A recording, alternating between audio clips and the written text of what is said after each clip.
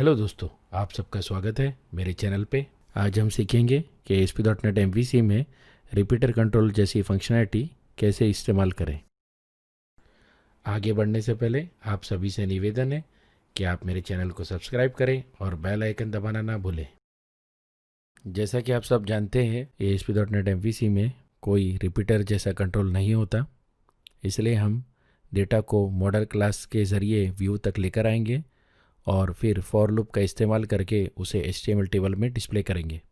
तो चलिए शुरुआत करते हैं। जैसा कि आप सब जानते हैं, एंटिटी फ्रेमवर्क का इस्तेमाल डेटाबेस कनेक्टिविटी के लिए होता है।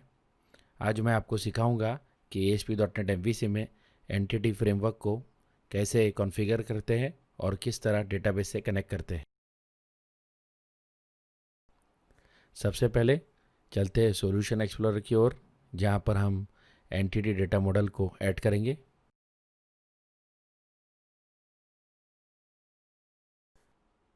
अब यहाँ पर मैं ADO.NET एंटिटी डेटा मॉडल को सिलेक्ट करूँगा और उसे नाम दूंगा। क्योंकि मैं नॉर्थविंड डेटाबेस का इस्तेमाल करने वाला हूँ, इसलिए मैं इसे नॉर्थविंड मॉडल नाम दे रहा हूँ। अब आगे बढ़ने पर विज़ार्ड शुरू हो जाएगा। यहाँ पर हमें पहला ऑप्शन यानी EF डिज़ाइनर सिलेक्ट करना है। इसके बाद हमें न्यू कनेक्शन बटन पर क्लिक करना है, जहाँ पर हम सर्वर का नाम स्पेसिफाई करेंगे, जो कि हमारे SQL सर्वर का सर्वर नेम होगा। मेरे मशीन पे SQL 2014 इंस्टॉल्ड है, तो मैं उसे सिलेक्ट कर रहा हूँ और ऑथेंटिकेशन में SQL सर्वर का यूज़र नेम और पासवर्ड में डालूँगा।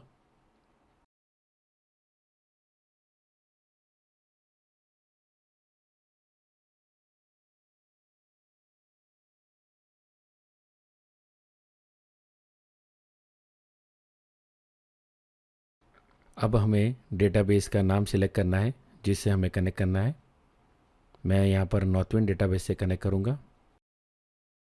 यहाँ पर मैं आपको बताना चाहूँगा कि नॉर्थविंड डेटाबेस के इंस्टॉलेशन और डाउनलोड डिटेल्स के लिए आप मेरे वीडियो पर जा सकते हैं। वीडियो की लिंक आपको राइट हैंड साइड में मिल जाएगी। तो चलिए अब हम टेस्ट कनेक्शन बटन पर क्लिक करते हैं और आप देख सकते हैं कनेक्शन सक्सेसफुल है। अब मैं ओके कर इस विंडो को क्लोज कर दूंगा।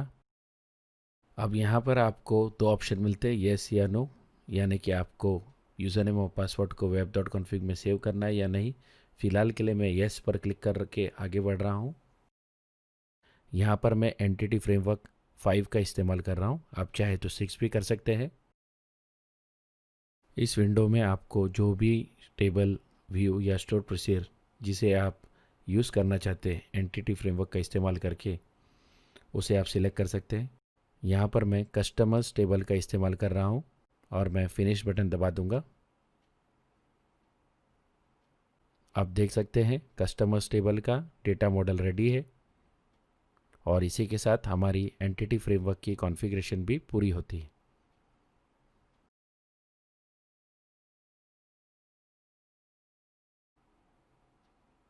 तो अब चलते हैं सॉल्यूशन एक्सप्लोरर में, जहाँ पर मैं एक नया कंट्रोलर ऐड करूँगा।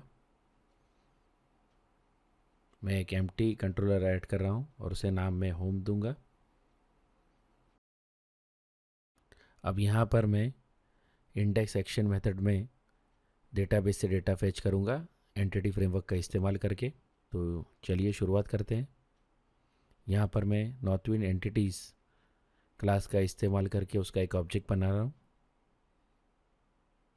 ये क्लास ऑटो जनरेटेड है और एंटिटी फ्रेमवर्क द्वारा बनाई गई है। जब हम कॉन्फ़िगरेशन करते हैं तब मैंने ये नाम दिया था।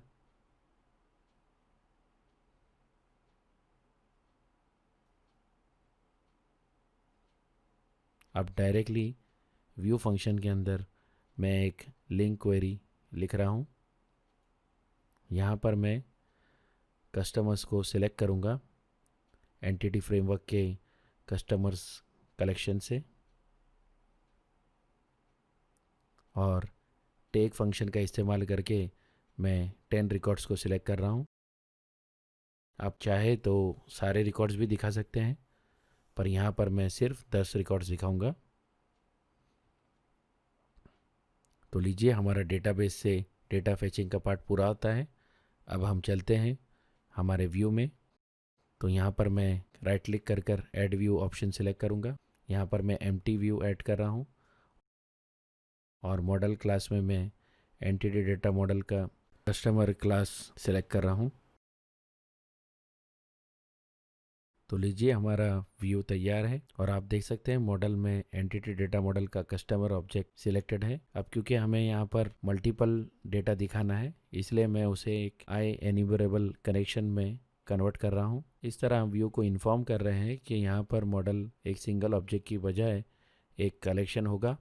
अब इस डेटा को डिस्प्ले करने के लिए मैं एक HTML टेबल का इस्तेमाल करूँगा और इसलिए मैं कुछ CSS पेस्ट कर रहा हूँ जो कि हमारे टेबल को ब्यूटीफाई करने के लिए इस्तेमाल होगी।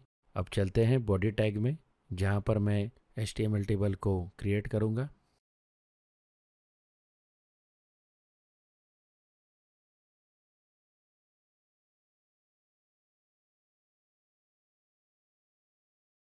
सबसे पहले मैं एक HTML टेबल बना रहा हूँ।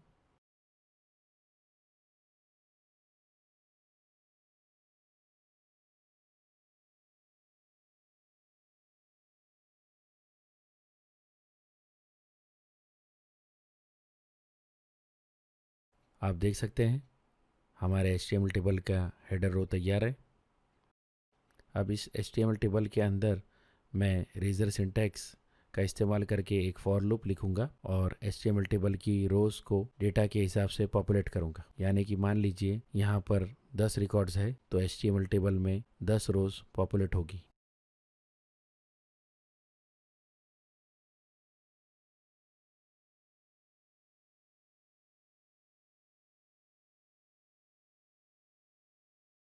आप देख सकते हैं यहाँ पर मैं मॉडल कलेक्शन के ऊपर एक लूप चला रहा हूँ। अब लूप के अंदर मैंने TR एलिमेंट और TD एलिमेंट का इस्तेमाल करके सारे कॉलम के वैल्यूज़ को स्पेसिफाई कर दिया है। आप देख सकते हैं बराबर कस्टमर आईडी हेडिंग के अंदर कस्टमर आईडी का डेटा डिस्प्ले होगा, उसी तरह कॉन्टैक्ट नेम, सिटी और कंट्री।